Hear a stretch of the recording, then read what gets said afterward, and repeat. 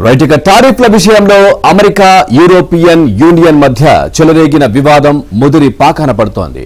Steel, అల్యూమినియంపై America అధ్యక్షుడు విధించిన సుంకాలపై European union కన్నెర చేసింది.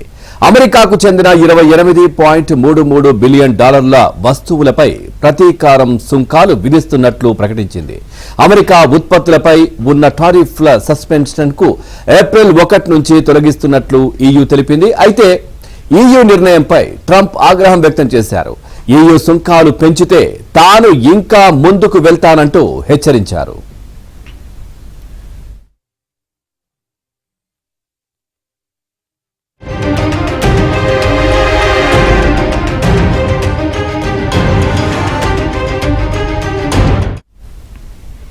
EU ఉక్కు, అల్యూమినియంపై అమెరికా 25% సుంకాలు విధించింది. దీనికి ప్రతిగా అమెరికాపై 28 బిలియన్ డాలర్ల డ్యూటీలను విధిస్తున్నామని ఐరోపా కమిషన్ అధ్యక్షురాలు ఉర్సులా వాన్ డెర్ లెయన్ ప్రకటించారు. దీనిపై ట్రంప్ మండిపడ్డారు. వాళ్లు తమ దగ్గర ఏం వసూలు చేసినా తాము కూడా వాళ్ల దగ్గర వసూలు చేస్తామంటూ హెచ్చరించారు. దీంతో అమెరికా, EU మధ్య టారిఫ్ యుద్ధం మున్ముందు ఎలాంటి మలుపులు తిరుగుతుందో అన్న చర్చ నడుస్తోంది.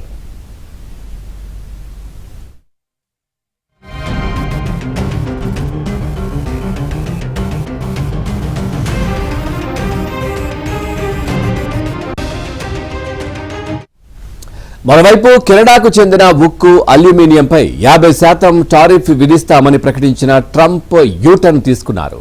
తొలుత ట్రంప్ 25% టారిఫ్ విధించడంతో అమెరికాలోని 3 రాష్ట్రాలకు సరఫరా చేసే విద్యుత్పై ఎగుమతి సుంకాలను 25% పెంచుతున్నట్లు కెనడాలోని ఒటారియో ప్రకటించింది.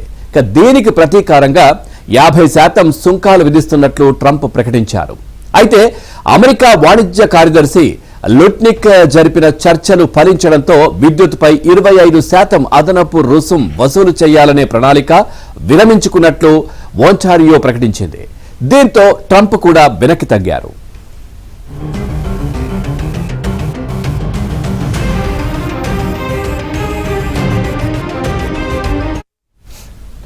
అమెరికా ఆల్కహాల్ సహా కొన్ని ఉత్పత్తులపై భారత్ 150% సుంకాలు విధిస్తుందని వైట్ హౌస్ మీడియా కార్యదర్శి కరోలిన్ లివిట్ చెప్పారు. వ్యవసాయ ఉత్పత్తులపైన భారత్ 100% సుంకాలు విధిస్తుందని, అందుకే ట్రంప్ పరస్పర సుంకాలను విధించాలని చూస్తున్నారని తెలిపారు. ఏప్రిల్ 2 నుంచి భారత్పై ప్రతీకార టారిఫ్లు విధిస్తామని ట్రంప్ ఇటీవలే ప్రకటించారు.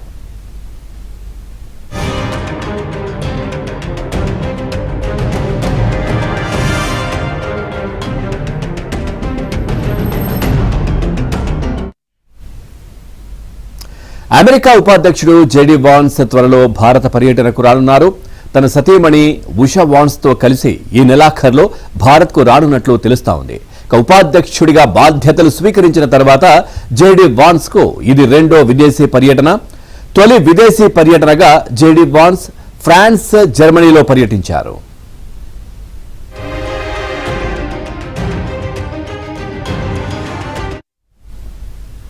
కాగా జేడీ వాన్స్ సతీమణి ఉషా చిలుకూరి వాన్స్ కు భారత్ తో ప్రత్యేక అనుబంధం ఉంది.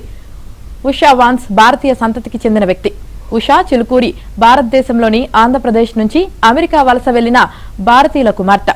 దీంతో జేడీ వాన్స్, ఉషా వాన్స్ భారత పర్యటనకు మరింత ప్రాధాన్యం ఏర్పడింది.